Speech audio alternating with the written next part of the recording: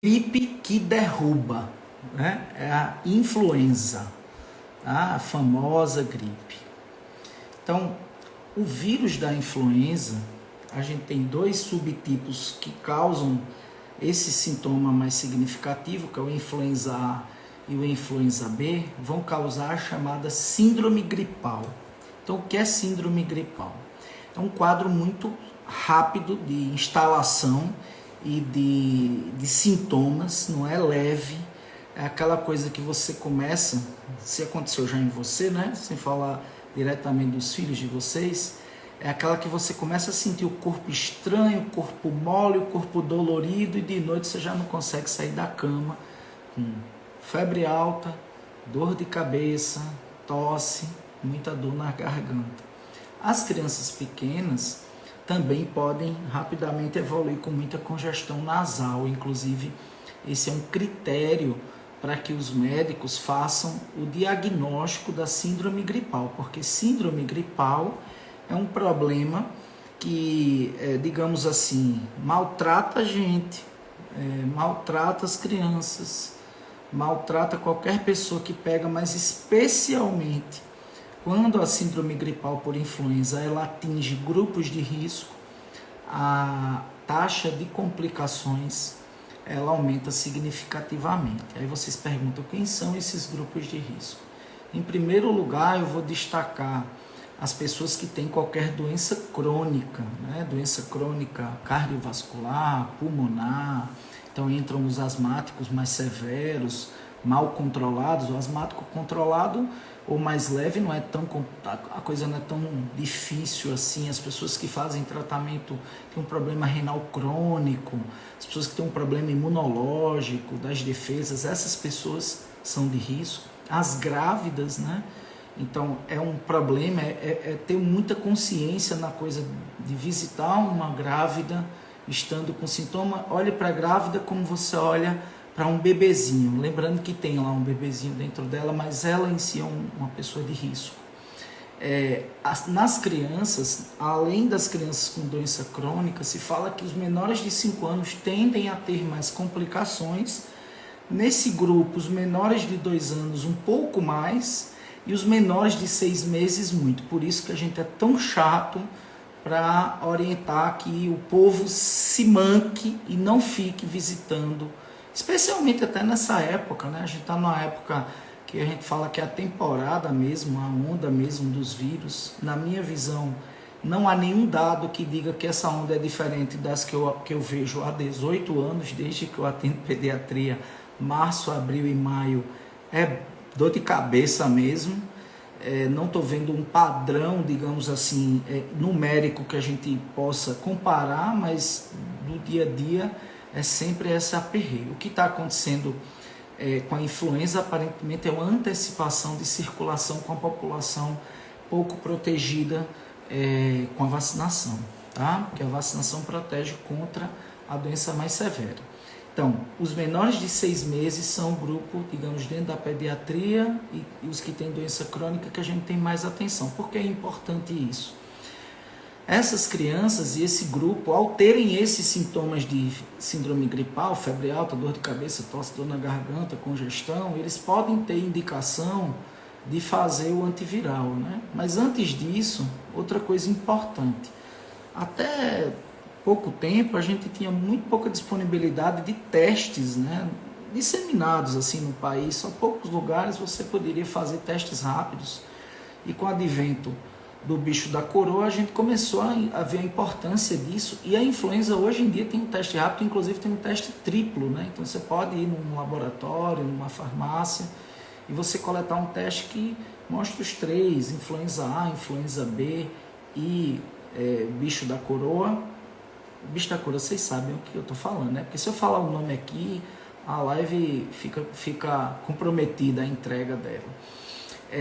Eles 3 num teste só. Por que é importante isso, né? Porque é interessante.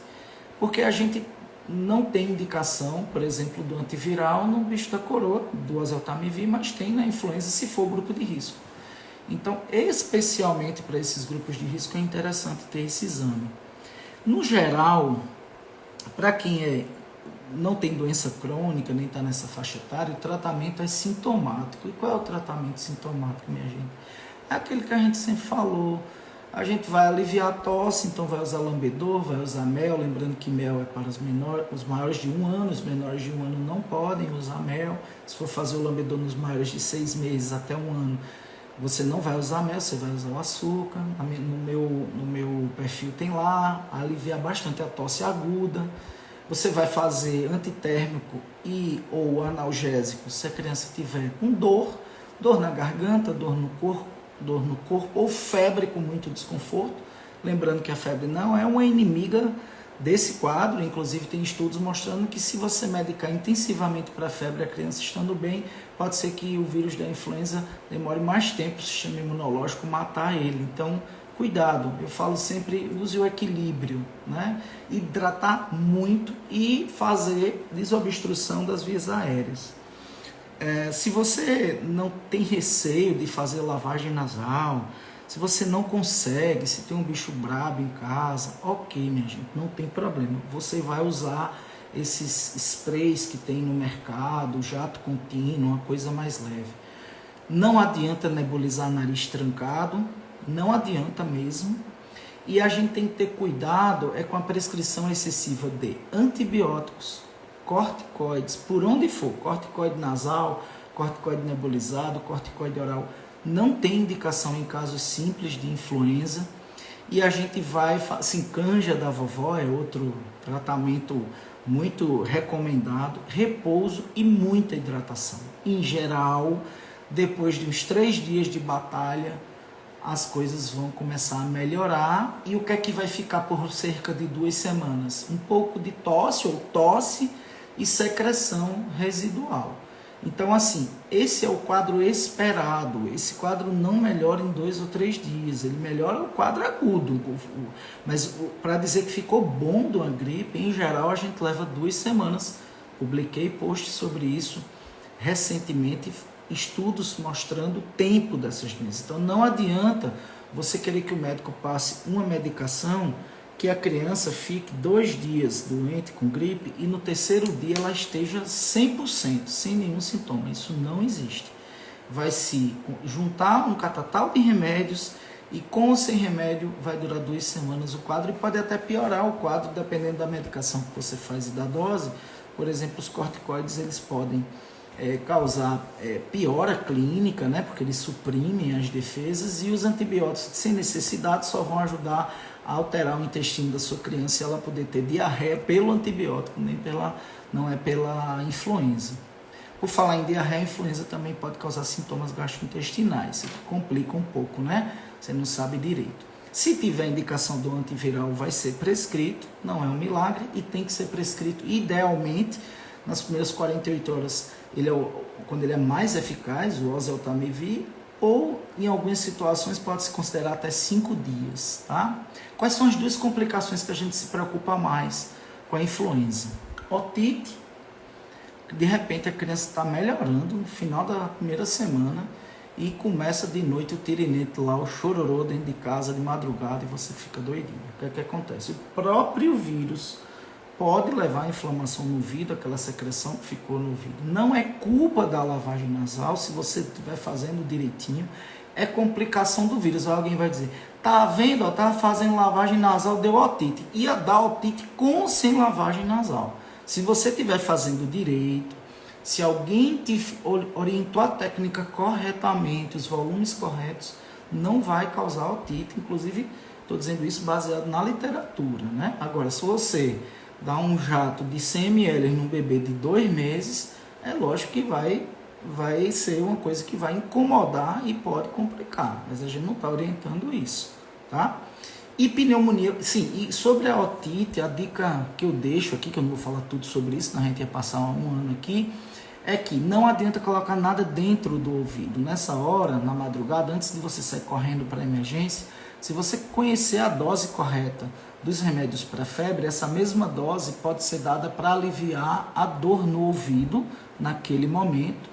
E aí no outro dia você entra em contato, procura um atendimento ambulatorial para que seja olhado o ouvido, avaliada a situação do seu filho. Se for um bebezinho, já era para ter sido avaliado. Síndrome gripal é motivo de avaliação sempre nas crianças que têm mais risco, né? Mas se é uma criança maior, a gente pode aguardar, pode dar analgésico e no outro dia ele ser avaliado, porque a grande maioria dessas crianças não vão precisar de antibiótico. Elas vão fazer analgésico por 48 horas e caso não melhore, ou se tiverem algumas situações específicas, como os 2 ouvidos afetados com febre muito alta, pode ser indicado antibiótico, mas nem sempre. Hoje em dia a gente restringe mesmo a prescrição de antibióticos na otite.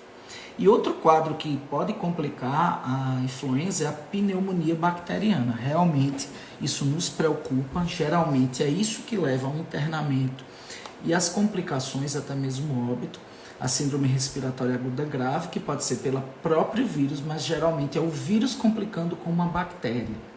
E como faz para detectar? Já publiquei post sobre isso. Seu filho está tossindo, já passou aquela fase febril, mas de repente ele começa a tossir mais e ficar cansado, respirando com grande dificuldade. É a hora de ir para uma emergência mesmo, porque aí pode estar instalado uma pneumonia bacteriana e a depender da idade, das condições dele, de uma série de questões que vão ser avaliadas lá na urgência, ou ele vai ser prescrito um antibiótico para tomar em casa, ou ele vai ter que internar para fazer um antibiótico pela veia enquanto ele se recupera. Qual é a maneira de você evitar que essa pneumonia seja mais grave ou complique? O que é que houve de diferencial ao longo do tempo? A bactéria que aparentemente mais complica as gripes é o pneumococo. Então lembrem-se que existe vacina de pneumococos para o seu filho fazer aos 2 e 4 meses de idade, um reforço aos 12 meses. Na rede privada são 3 doses e de uma vacina 13 valente, na rede pública são 3 doses, que eu falo 2, 4, 6, um reforço, 4 doses, e na rede pública 3 doses, 2, 4 meses, reforço com 12 meses.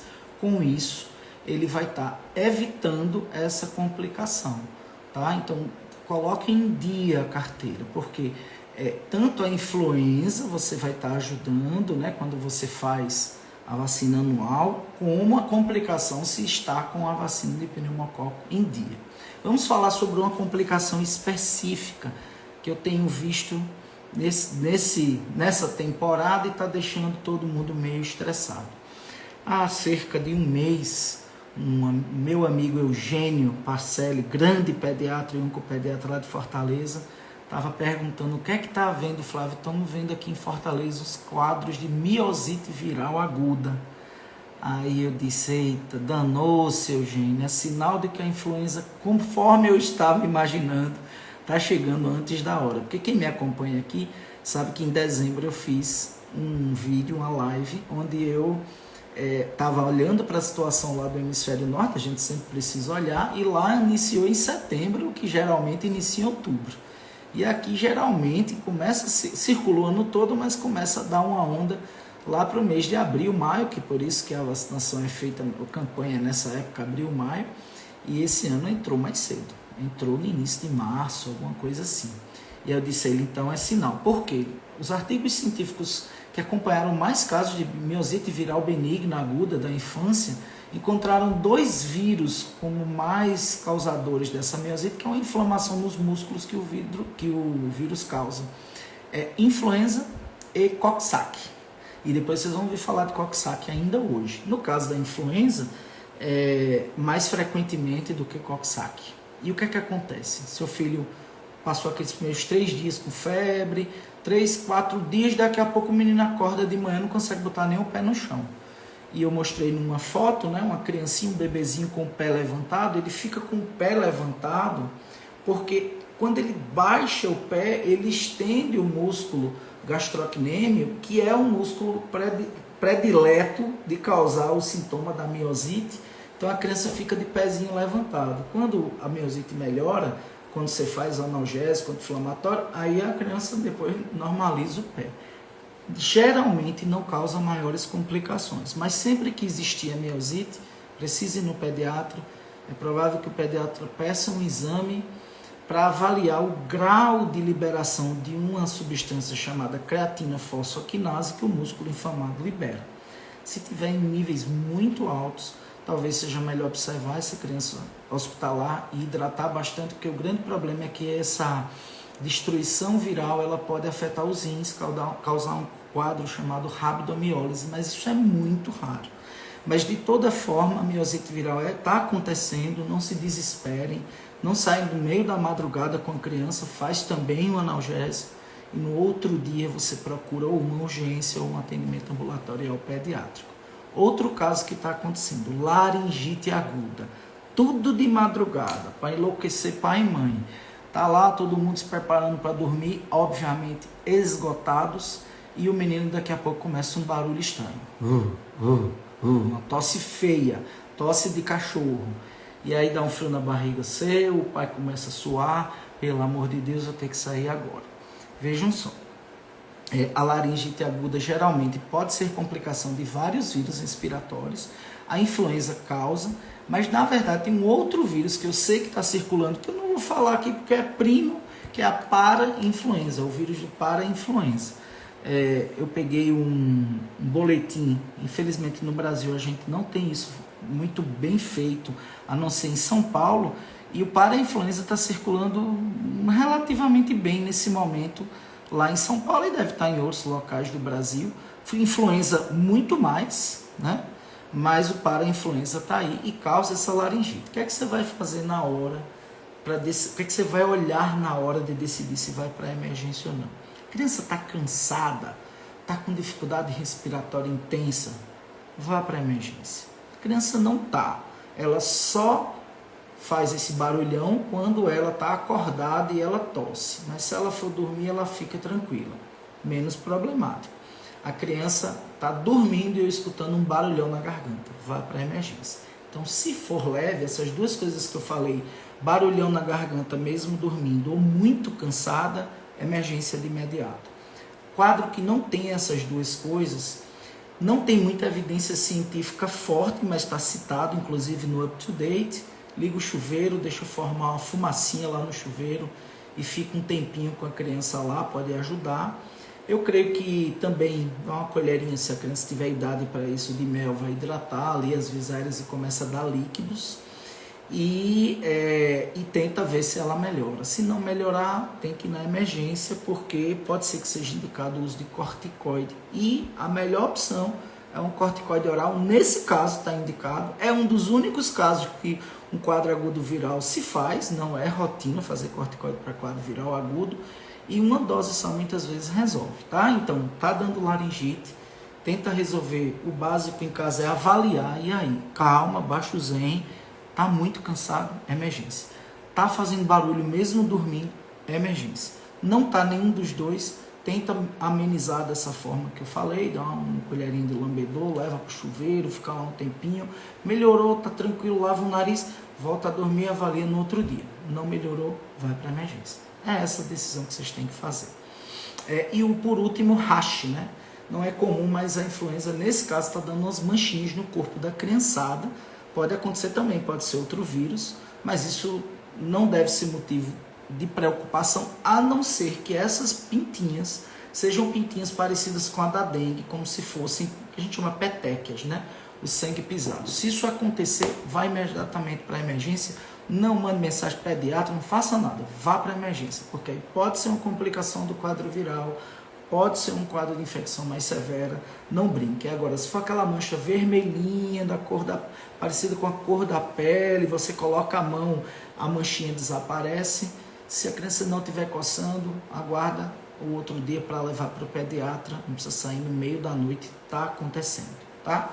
Por último, eu queria falar da influenza, né, da importância da vacinação. Eu não estou aqui falando com pessoas que são hesitantes à vacinação, acredito, e as pessoas que sejam, eu peço que elas tenham sua consciência, principalmente se elas forem adultos e cuidarem de crianças. É sua responsabilidade fazer o que seu pai fez com vocês, porque a gente tudinho tem carteirinha completa. E agora nós temos gênios que resolveram não completar a carteira dos seus filhos, como se eles tivessem descoberto algo que nossos pais não descobriram. E obviamente que isso é um absurdo, né? Do ponto de vista da gripe, nós tivemos este ano que passou nos Estados Unidos, um bom resultado de eficácia da vacina na infância, com 71% de prevenção de doença que necessitasse de atendimento médico. Então, se o seu filho toma, ele vai ter menos chance de precisar procurar atendimento médico no caso de pegar o vírus. Vai pegar? Vai. Mas é como se atenuasse. É como se você fosse tivesse um dia bem frio do lado de fora e você pudesse colocar 2 agasalhos no seu filho. A vacina é esse agasalho. Vai ter frio? Vai. Vai sentir frio? Vai. Mas vai ser bem menos, o impacto reduzido. E nem sempre é bom o resultado assim da vacina de influenza, porque os vírus são muito espertos, né? O vírus da influenza é um vírus muito avançado. Mas nesse caso teve um bom resultado, e a grande pergunta que o pessoal faz é assim: eu faço no SUS ou faço no privado? Faça em algum lugar, primeiro lugar, né? Não deixe de fazer, e o quanto antes. Não espere, eu vou esperar passar a tosse, vou esperar melhorar. Não, só tem uma contraindicação: se seu filho estiver com febre alta no dia da vacinação. Passou isso, não importa se é influenza ou não é influenza, ele pode fazer. Qual é o dado interessante que eu queria passar desse ano? Olhando esse boletim de São Paulo, que analisa até o mês de final de abril, está circulando bastante o influenza B de bola. B de bola. E o que é que isso me diz, né?